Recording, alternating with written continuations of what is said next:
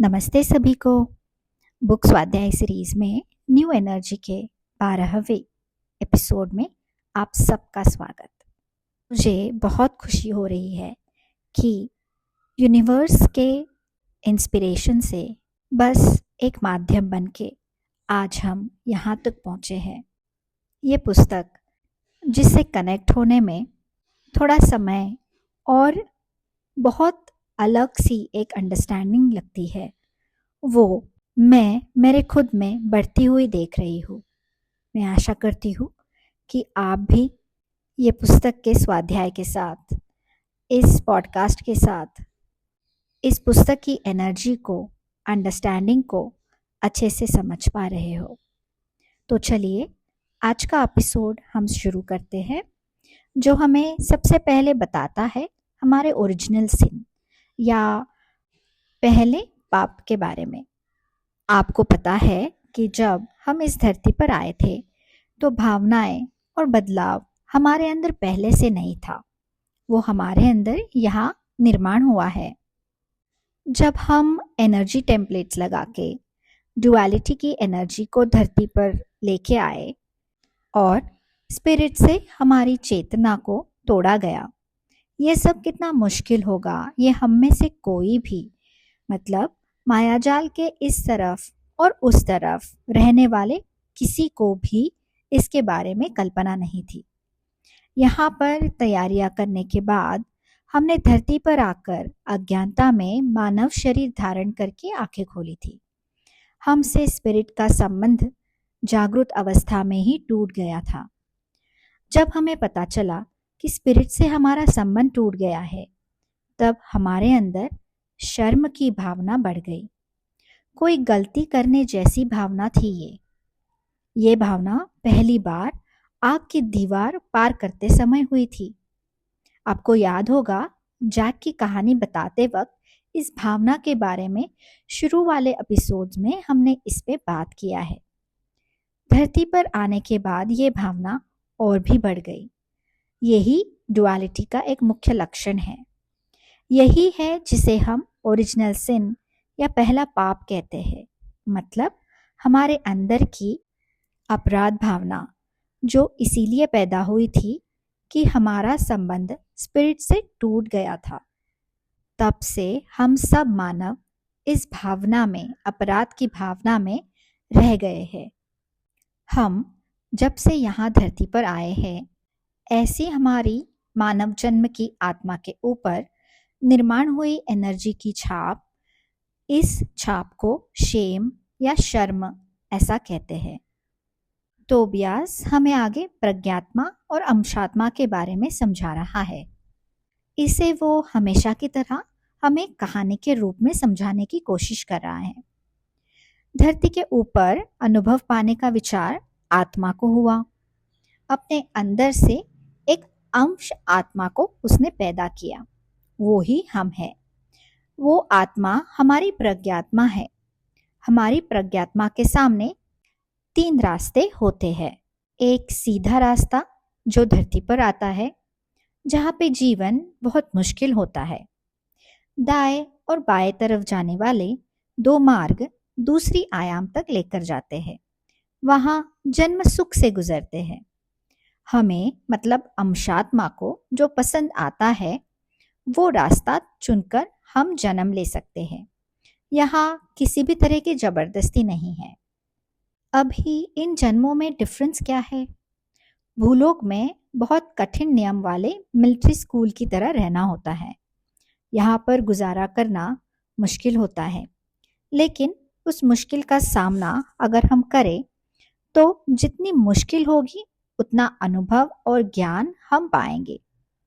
दूसरे डायमेंशंस के जन्म में सिर्फ 1 या 2 विषयों को हम सीख सकते हैं, लेकिन यहाँ धरती पर बहुत विलक्षण चीज है।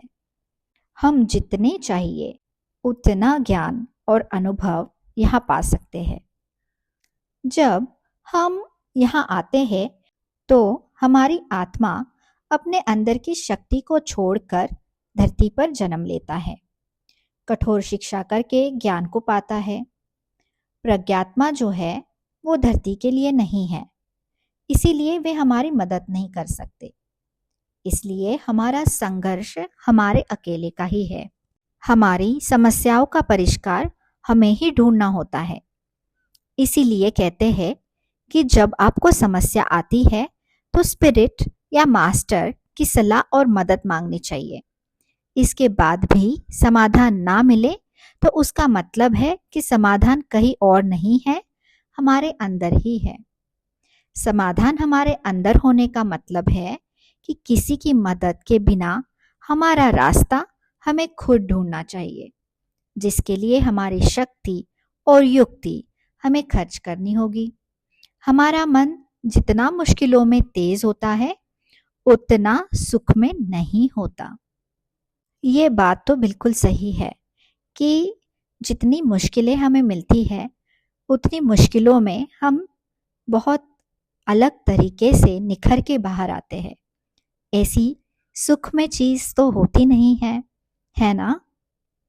हमें याद है कि हमने देखा कि परमात्मा को धरती से समाचार और ज्ञान पाने की एक इच्छा, एक संकल्प था, और उसी चाहत से हमें अंश आत्मा की तरह निर्माण करके अपने अंदर से मतलब एक तरह से प्रोग्रामिंग की गई।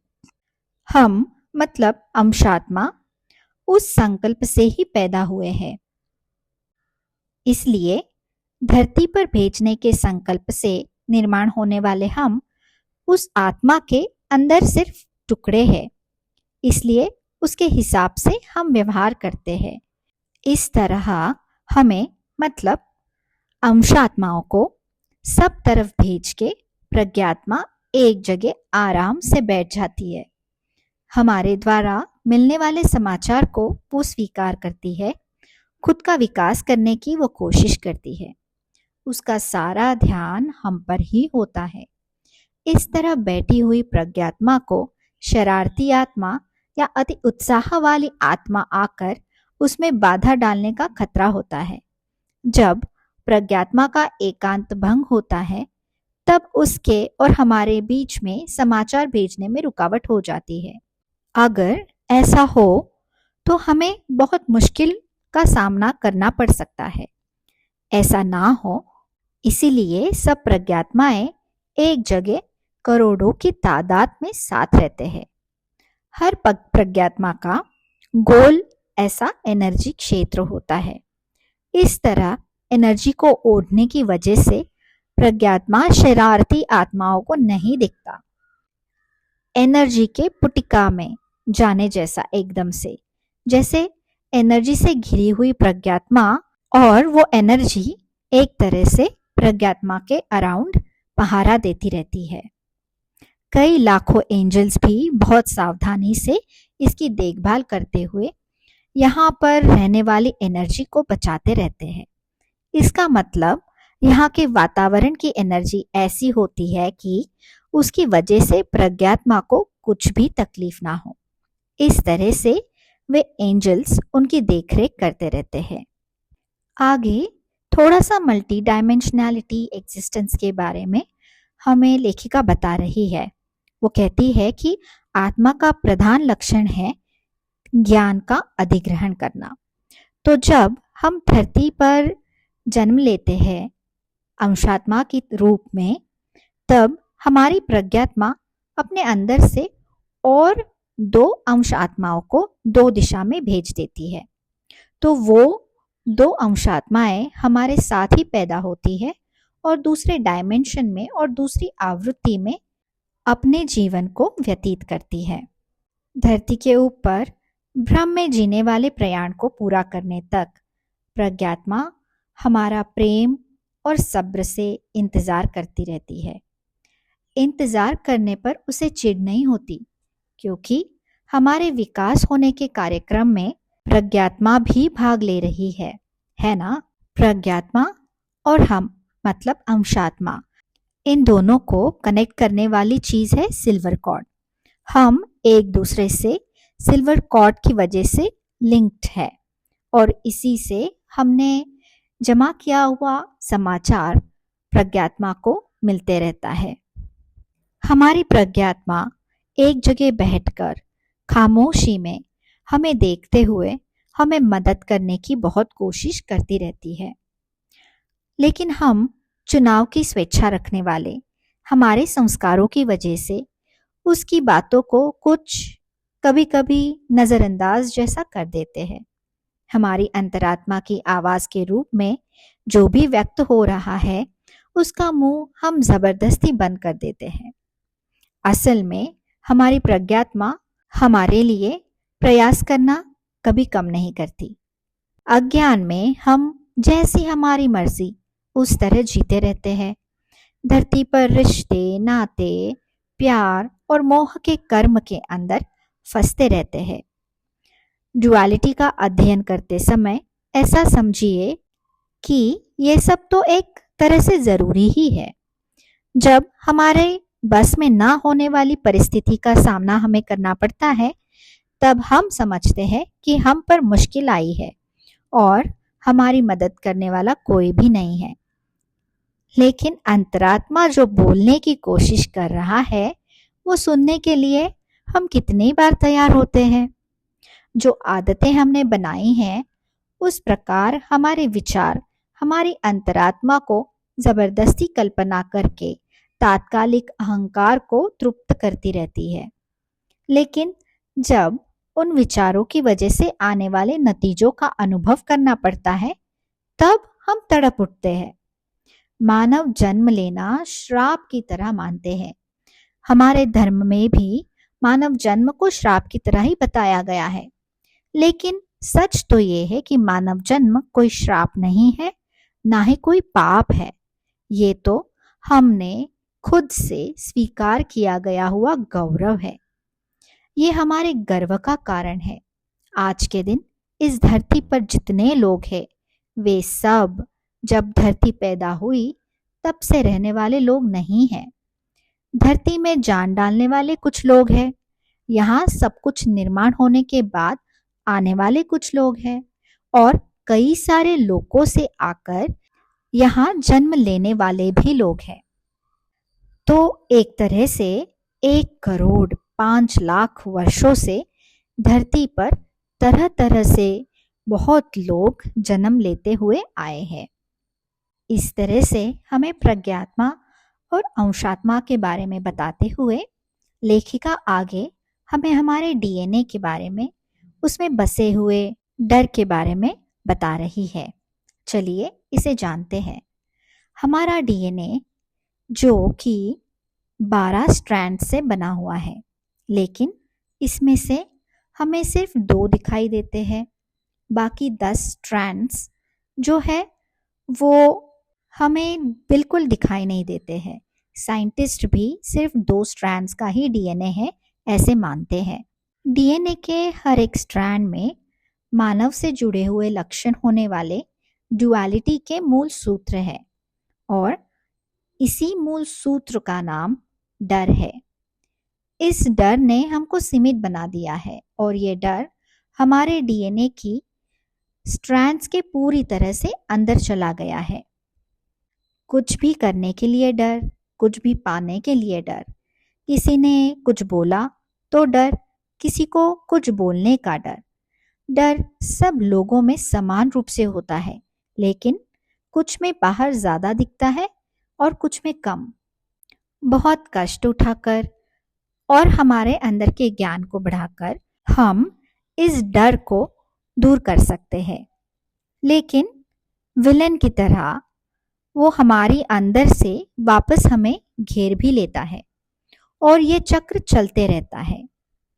लेखिका इसे कहती है कि इस तरह से डर का आना जाना होते रहता है। तो इस तरह से ये डर जो हमारे डीएनए में है उसको हम जीत तो ज़रूर सकते हैं हमारे ज्ञान से, हमारे अनुभवों से। लेकिन हम जब तक इस पृथ्वी पर है तब तक हमारे अनुभवों को, ज्ञान को और बढ़ाने के लिए ये डर का आने जाने का चक्र चलता रहने वाला है। ऐसी कठिनाइयों भरी धरती पे मुश्किलों का सामना जब हम कर रहे हैं तब हमारी रक्षा करने के लिए परमात्मा ने बहुत सोचा है और हमारे एक तरह से चलने वाले धरती पर प्रयोगों में कोई रुकावट ना होए और हम अनुभव हमेशा बिना डिस्टरबेंस के ले पाए, इसीलिए हमारी रक्षा 24/7 की जा रही है, ऐसा हम कह सकते हैं। सौरमंडल और भूमि हमारी रक्षा कर रहे हैं। हॉस्पिटल में जैसे आईसीयू मतलब इंटेंसिव केयर यूनिट में ज़्यादा रक्षा होती है बाकी विभागों से, उसी तरह धरती की भी रक्षा की जाती है। जीव जाति के लिए ढूंढने वाले शरारती ग्रहवासी जरूर यहाँ आते हैं, लेकिन उनसे बचाने के लिए एक सूर्यमाला और कुटुंब का निर्माण किया गया है। हम कौन हैं इस बात को भूलकर धरती पर हमने बहुत सारे जन्म लिए हैं और हम ले रहे हैं। हम सिर्फ मानव है, इसी बात को हम मान रहे हैं। मानव के रूप में हमने जन्म लिया है, इस बात को हम भूल चुके हैं। पैदा होना, जीना, मरना, इसके अलावा भी हमारा अस्तित्व है, ये हमें भूलना नहीं चाहिए। इंसान के रूप में हम यहाँ कई सारे अनुभव लेने के लिए आए हैं, इस बात को हमें हमेशा ध्यान में रखना चाहिए। इतना सब कुछ जानते हुए आज का एपिसोड हम यही समाप्त करेंगे। अगले एपिसोड में कुछ और रोमांचक चीज़ें हम जानेंगे। तब तक लव एंड लाइट।